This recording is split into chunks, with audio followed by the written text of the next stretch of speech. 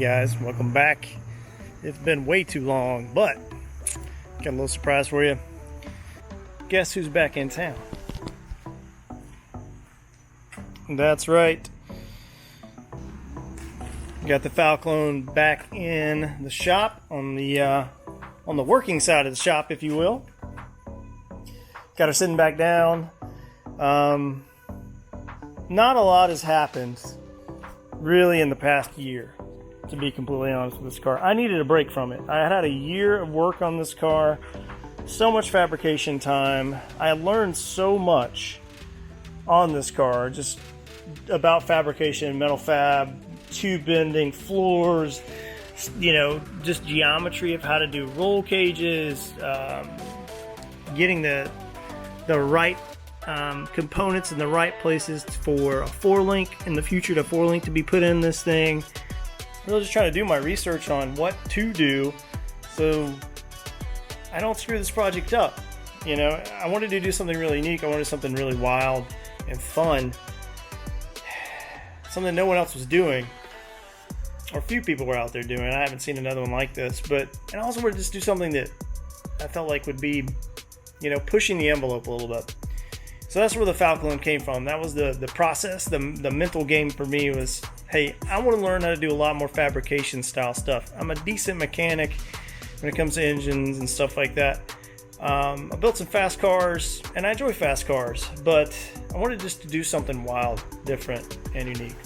And the Falclone was really the brainchild of that want, and then the old school, cool kind of vibe that I had in my head, but a new school flair with this Cyclone Typhoon running gear in it. And man, the more I think about this car, and I've stepped away from it long enough now, I'm enthused and I'm excited about it again. I needed to take a break. I needed to do something different, and then I'm coming back, and I think that's okay. I know you guys on this first content for the channel, and you Falcon guys have been like, where in the hell has the Falcon been? And I get you. I've been wanting to get back to it, and I thought I'd be back on it a lot earlier than I have, but with COVID, family stuff, and then just taking on that Nova project, I thought it was going to be like 2 or 3 month project and I'd have that thing going. I was wrong. That snowballed into basically a full restoration and wild build in itself. So I've learned a lot on that car too, but I need to get back in this fabrications creation. This there's something fundamentally needed for me, and to be able to create and build something unique. So Falcon is it. So yeah, there's something else that's kind of big that I want to tell you guys about on this car, and that's we're going to take it to LS Fest. So, yeah, and that's only in about a week. Let's just be honest, it's in a week from now. So there's a lot of work I got to do this thing to get it to LS Fest. Obviously, it's not going to be a running and driving car, but what I do need to get this car to do is steer. And I need to get all the kind of components on it, even if they're just kind of clinkoed on like this. Just so it has the appearance to give the overall effect of what this car is going to be. Because you guys want to see this car. I know a lot of you guys have been asking about it, and I need to get it out there. And it's time for this car to kind of make an appearance and be shown, because it's unique, it's cool. Other people are starting to catch on and do something similar. I think even some of the people that some of you guys, right? So some of you folks that are watching the channel have decided to do something very similar to this, and I am so grateful that I've inspired some of that, and I think that's really cool. Some of you reached out to me and said, hey, I've got a Falcon, I'm going to do something cool like this with it too. And some other people say, yeah, how can I do an all-wheel drive this or that type of car?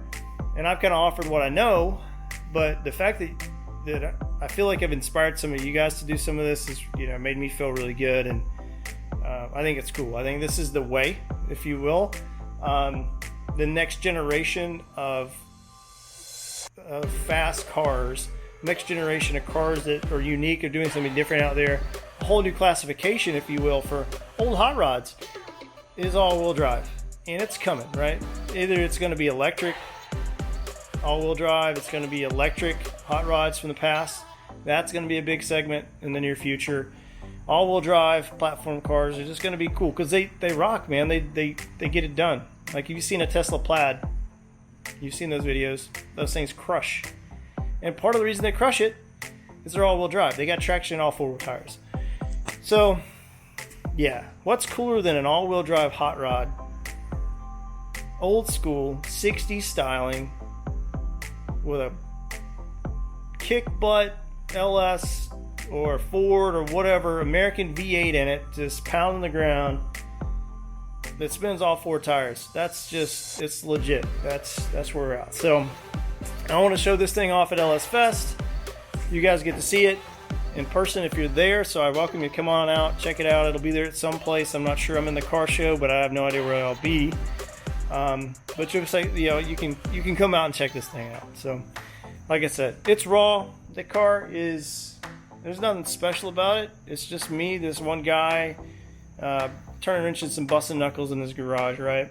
And I've got this far with it. So over the next week, I'm going to get all the turbo stuff mounted back up and get the car cleaned back up. I'm going to get the interior back in the car. When I say interior, I mean all the metal panels. I'm going to get those back in, even if they're just kind of clean coated in and sat in there, so you can kind of get the look and feel of the cockpit. I've got to build a steering column, or put the steering column in the car, and I've got to get some steering linkage up here because I'm missing that. I'll show you what I'm talking about. So down in here,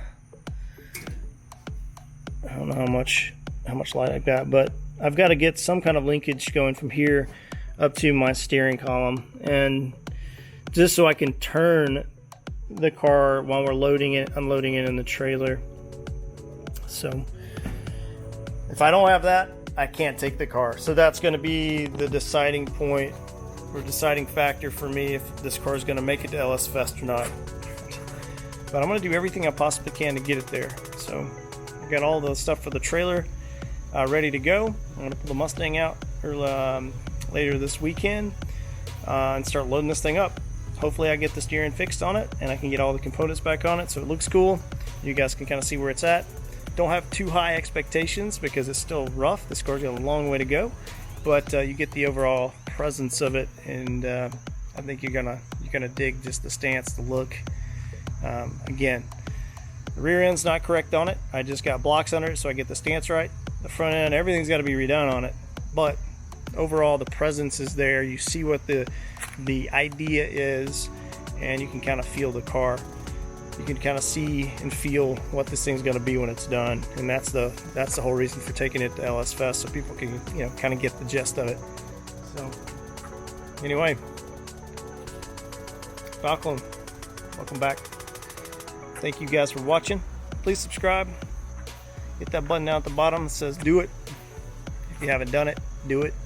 And I'll see you maybe in a couple days. We're going to do a LS prep video this week.